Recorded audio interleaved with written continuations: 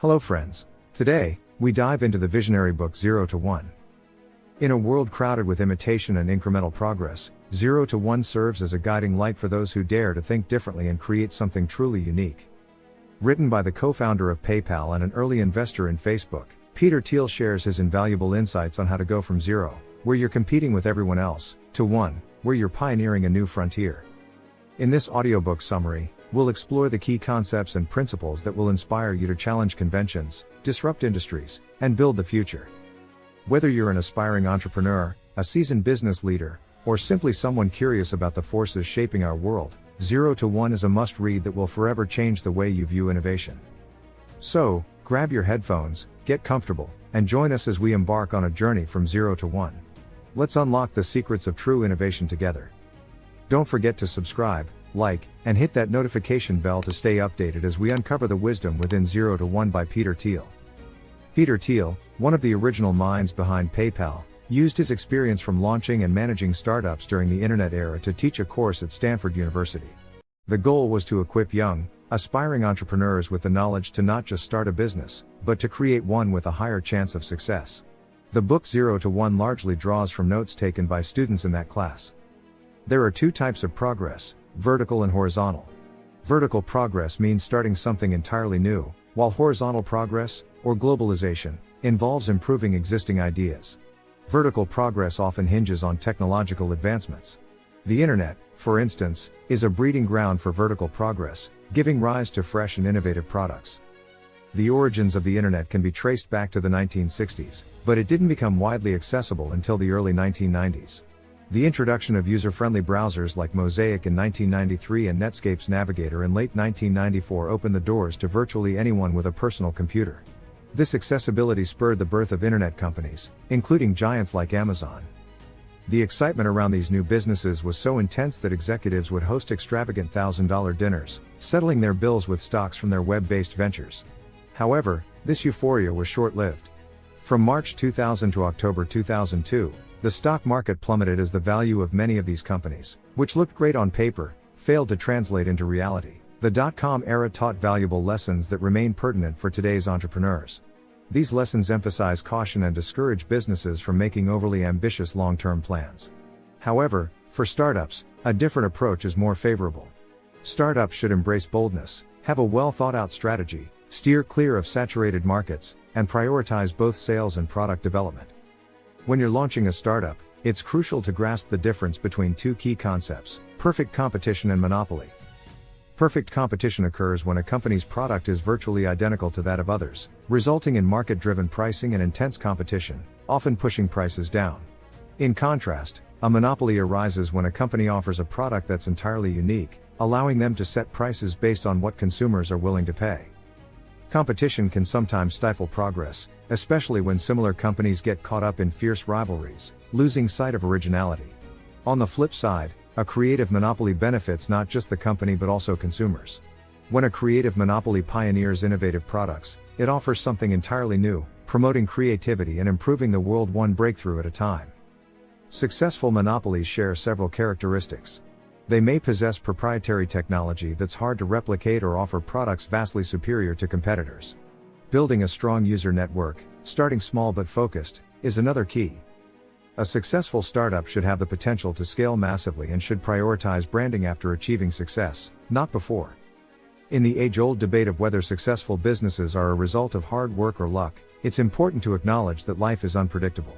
A forward-thinking entrepreneur, a definite optimist, envisions a brighter future and plans accordingly. The power law is a unique mathematical concept that influences various aspects of business and life. Venture capitalists invest in startups, acknowledging that most may fail, but they hope for rare astronomical successes, which justify the risk. For a startup to thrive, it must have a unique secret, a valuable knowledge or advantage that sets it apart. While some may hesitate to embrace their uniqueness, it's these secrets that often drive technological advancements. Building a successful business also hinges on assembling the right team. Entrepreneurs and partners should complement each other's strengths. Employees should share a sense of purpose and ownership in the company's mission, creating a tight-knit, mission-driven culture. Developing and selling a product go hand in hand. It's essential to find non-intrusive ways to sell products, avoiding superficial advertising. A subtle sales team and a CEO actively involved in selling can make a difference. Virality, where users spread the word, can be a powerful sales tool. Concerns about computers replacing human jobs exist, but computers are tools that need human interaction to be effective. Collaboration between people and computers can achieve more than either can alone. A successful company has a founder who's unique but doesn't overshadow the business. A founder's public behavior can impact the company's image, so it's essential to consider the consequences. Ultimately, a new company should aim to make the future better.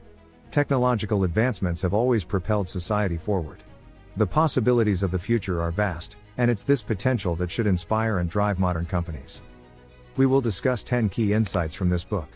That will cover everything you need. Let's begin. Key Insight 1. As we discussed, there are two types of progress, horizontal and vertical. Horizontal progress is synonymous with globalization, involving the international exchange of ideas, products, and culture. This occurs when existing technology or concepts from one country are adapted and utilized elsewhere. In business, horizontal progress is exemplified when a startup takes an existing product and makes incremental improvements. On the other hand, vertical progress, also known as technological progress, represents the creation of something entirely novel, a groundbreaking technology or concept that has never been conceived or developed before. According to Thiel, vertical progress is the more desirable of the two, as it drives societal advancement by introducing innovative and unique technologies to the world. Thiel critiques developing countries like India for predominantly pursuing horizontal progress. India often attempts to mimic the governmental policies and technological advancements of the United States to stimulate economic growth. However, this approach can be problematic because not all policies and innovations effective in the United States are suitable for India. The cultural attitudes in India tend to discourage risk-taking and innovation, as failure is often stigmatized. In contrast, the United States' cultural ethos, rooted in free market capitalism, has fostered innovation and led to the global dominance of major tech companies like Google, Apple, and Amazon. Thiel suggests that countries like India can foster more vertical progress by encouraging their citizens to embrace risk-taking and innovative endeavors. Key Insight 2. There are 4 essential principles that startup companies should adhere to for achieving success. Startups should be bold, possess a clear plan, focus on creating innovative products instead of competing with similar ones, and recognize the equal importance of sales and the product itself. Firstly, startups should exhibit boldness. A successful startup aims to achieve something transformative, aiming to disrupt the status quo. For example, SpaceX seeks to enable human habitation on other planets, while Google initially aimed to organize the world's information. Secondly, startups must have a well-defined plan. A plan provides direction, purpose, and a mission, even if it evolves as circumstances change. Thirdly, startups should prioritize creating entirely new products rather than merely competing with existing ones. Developing radically innovative products sets a startup apart and can lead to significant market success. For instance, Nest Labs introduced sensor-driven, Wi-Fi-enabled, self-learning thermostats, a product that outshone its competitors and eventually led to Google's acquisition of the company. Lastly, startups should allocate equal attention to both product development and sales efforts. This balanced approach enhances the likelihood of long-term sustainability and success.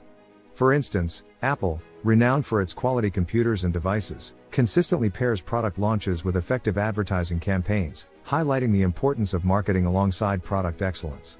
Key Insight 3. As an entrepreneur, it is a better goal to create a monopoly than a business that is forced into perfect competition by its competitors. A creative monopoly is good for society. When someone is looking to begin a startup, the best place to start is with a product. Successful founders will think outside of the box to find a product that is not only an improvement on existing products, but is a completely new and previously undiscovered product. This is the first step in building a monopoly. A startup should focus on creating a monopoly as it generates more returns for its shareholders and also because it is good for society. A monopoly in this context is not an evil company that gains a monopolistic position through corruption and exploitation of customers, but one whose product is so much better than its competitors that it has no competition. Google holds a monopoly on the search engine market by virtue of its superior technology. Its competitors, like Bing or DuckDuckGo, are nowhere as good as Google in producing relevant search results. Monopolies are rare and extremely hard to create. It can be argued that LinkedIn has a monopoly in professional networking and Facebook in social networking. Uber, the smartphone app that delivers a rideshare on demand, is well on its way to achieving a monopoly in transportation. Google, Uber and LinkedIn are valuable companies that have generated tremendous returns for their shareholders and made the world a better place. Key insight 4. A successful monopoly will have proprietary technology, network effects, economies of scale, and strong branding. A monopoly will have one or more of 4 characteristics. These are proprietary technology, network effects, economies of scale, and branding.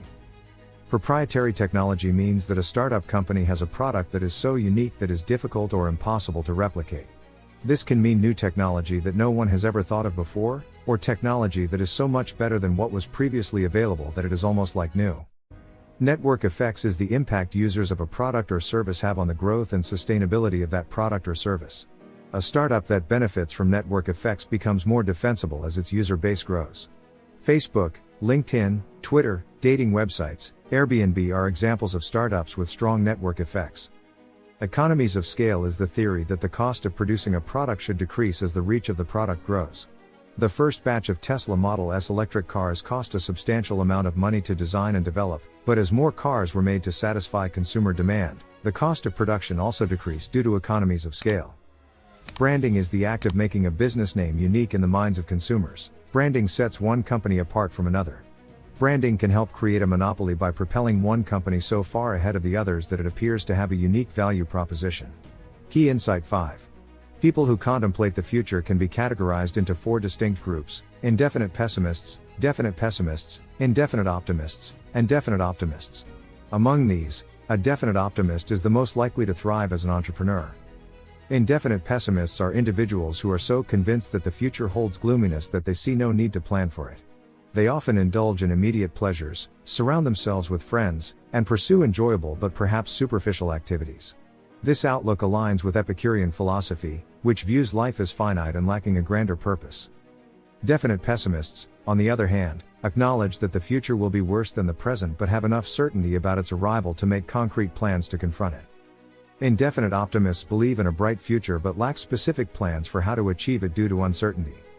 In contrast, definite optimists possess the belief that the future will be favorable and recognize the need to formulate plans to ensure it becomes so. This mindset is particularly advantageous for entrepreneurs, especially when starting a new venture. Optimists, whether they're launching startups, making movies, conducting scientific research, or pursuing political ambitions, are individuals who envision positive outcomes. However, without specific plans, they can slip into the realm of indefinite optimism, leaving results to chance. Establishing clear plans, even if they're not flawless, and refining them as they gain insights about the future is a hallmark of successful individuals, like the renowned novelist Donna Tartt, who dedicates herself to daily writing. Key insight 6.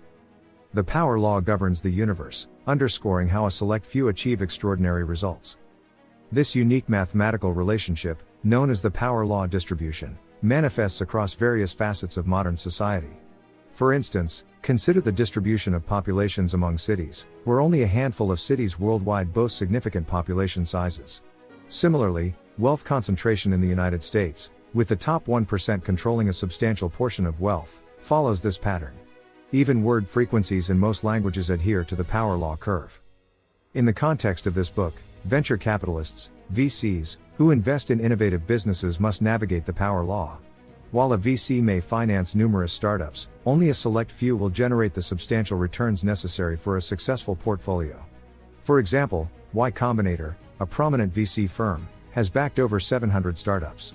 However, the lion's share of returns in Y Combinator's portfolio comes from just 3 startups: Dropbox, Airbnb, and Stripe, each surpassing $1 billion in value. Consequently, these 3 startups dominate the financial impact on Y Combinator's portfolio, while the rest, though worth millions, contribute little to its overall value. VCs should aim to invest in startups with the potential for substantial growth. Entrepreneurs should also grasp this concept when seeking funding, recognizing that the power law dictates that only a small number of startups will drive significant returns for their investors. Key insight 7. Companies of value have knowledge of a secret. It is something that is unknown and important as well as difficult but doable.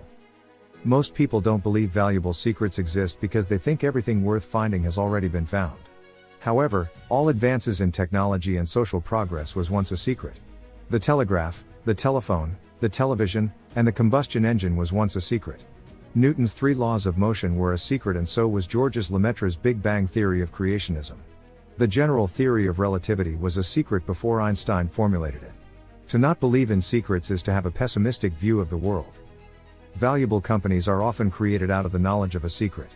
It was somewhat obvious to Silicon Valley entrepreneurs and venture capitalists that a professional networking service, like LinkedIn, should exist. LinkedIn is a network that becomes valuable as more people join the network. So LinkedIn is not particularly useful to the initial group of users. What was not obvious was how to kickstart the network so it could get to a critical mass of 1 million users. Reid Hoffman, LinkedIn's founder, had a special distribution plan to meet this goal. In this way, it can be said that LinkedIn's distribution and growth plan was its secret. LinkedIn is a monopoly in the professional networking space today that is valued at billions of dollars. Key Insight 8.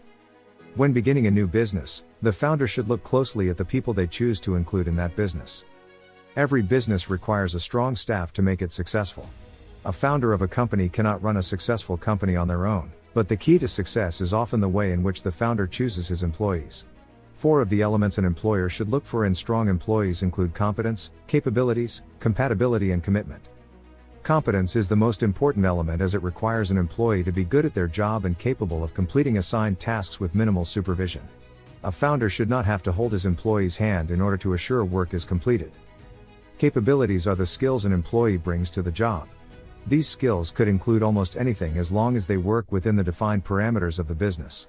An employee with appropriate capabilities will limit the amount of training required to make that employee successful within the company.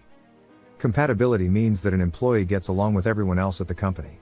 It does not support a strong work environment when employees are constantly clashing with one another or with their supervisors. All employees should work harmoniously together. Finally, commitment is likely one of the most important elements of a strong employee. An employee should feel as though the mission of the company is one that they care deeply for and want to fight to see through to the end. If an employee does not care deeply for the company and its mission, they might not be as willing to do their best to see the company achieve success. Key Insight 9. Computers do not pose the same threat to human workers as foreign labor did during the era of globalization. Instead, computers complement human labor rather than substituting it. In the past, many American businesses opted to outsource production to foreign countries due to cheaper labor costs, a practice known as outsourcing. Although this trend has declined since its peak, it persists because most businesses aim to maintain low production costs to maximize profits. There is a concern that rapid technological advancements may result in a similar situation, with technology taking away jobs. Peter Thiel argues that technology will not eliminate jobs to the same extent as outsourcing did. However, in his book The Software Society, William Meisel suggests that such a scenario is possible. Meisel asserts that excessive automation can lead to job displacement. Nevertheless, Meisel's book also encourages humans to redefine their roles and create new jobs where humans and computers collaborate to advance society. Unlike computers, humans possess creativity and adaptability. Computers depend on input to be productive and often require human interpretation of data to receive further instructions. While humans may introduce challenges like sick days and childcare needs, they can adapt to situations without constant supervision. Computers, in contrast, lack the capacity to adjust unless specifically programmed to do so. Key Insight 10. Successful startup leaders often possess unique and unconventional qualities. They straddle the line between being insiders and outsiders. Numerous characteristics are commonly shared among successful individuals, including drive, self-reliance, patience, high energy, adaptability, and a strong sense of focus. These traits are complemented by qualities such as a willingness to embrace failure before achieving success and the ability to set attainable goals. Founders of startups must embody many of these traits. They require drive, flexibility, and patience to guide a concept from idea to fruition. Maintaining focus and establishing realistic goals are essential for navigating the highs and lows of a new business venture. Patience is crucial for enduring the challenges of bringing something new to the market while keeping sensitive information confidential and taking it to the next level, as most successful startups do. Founders must weather these transitions while preserving their public image to prevent any negative impact on the company's branding due to personal issues. Peter Thiel draws parallels between celebrities and the branding they cultivate in the public eye and the branding essential for startup companies, not only for their products but also for the face of the product, the company founder. For instance, Steve Jobs, the co-founder of Apple, was a unique individual whose life was depicted in the 2013 film Jobs. This portrayal showcased Jobs as a genius with personal challenges that occasionally interfered with his work at Apple. Jobs' personal issues, such as initially denying paternity of his daughter until she was an adult, became public and had both positive and negative impacts on Apple. A successful startup founder can learn from the successes and failures of iconic, charismatic leaders like Jobs and become the kind of leader who can thrive in both business and the media-driven society in which they operate. Let's recap the 10 key insights discussed in this audiobook. Number 1. There are two forms of progress, horizontal and vertical. Horizontal progress is the same as globalization. Vertical progress, or technological progress, is a new or better way of doing something. Number 2. There are 4 principles that startup companies should follow for success. Startup companies should be bold, have a plan, create new products instead of competing with nearly identical products, and remember that sales are as important as the product. Number 3. As an entrepreneur, it is a better goal to create a monopoly than a business that is forced into perfect competition by its competitors. A creative monopoly is good for society. Number 4. A successful monopoly will have proprietary technology, network effects, economies of scale, and strong branding. Number 5. An indefinite pessimist, a definite pessimist, a definite optimist, and an indefinite optimist are 4 categories people who look to the future fall into. A definite optimist is the most likely of the 4 to be a successful entrepreneur. Number 6. The power law rules the universe. It occurs when a select few achieve extraordinary results. Number 7. Companies of value have knowledge of a secret. It is something that is unknown and important as well as difficult but doable. Number 8. When beginning a new business, the founder should look closely at the people they choose to include in that business. Number 9. Computers do not pose the same threat to human workers as foreign labor did during the era of globalization. Instead, computers complement human labor rather than substituting it. Number 10. Successful startup leaders often possess unique and unconventional qualities. They straddle the line between being insiders and outsiders. We hope you found this video enjoyable and informative. If you did, kindly show your support by clicking the like button. Your engagement fuels our motivation to bring you even more valuable content. Don't forget to subscribe to our channel for a continuous stream of knowledge sharing. Thank you for being a part of our community.